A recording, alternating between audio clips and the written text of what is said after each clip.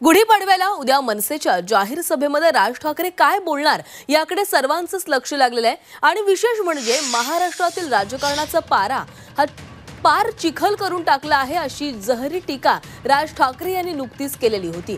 मुंबईमध्ये 9 मार्चला मनसेच्या 19व्या वर्धापन दिन सोहळ्यात बोलताना त्यांनी हे विधान केलेलं होतं।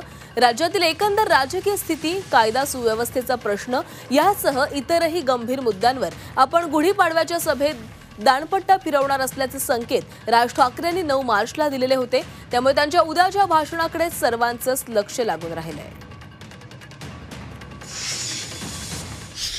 मी आज काय फार बोलणार नाहीये जास्ती,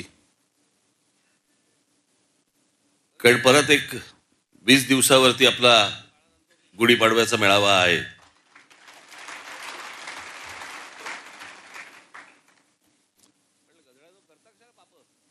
आता तिकडे जर समजा मी दाणपट्टाच फिरवणार असेल तर चाकूसुरे कशाला काढू आता मी?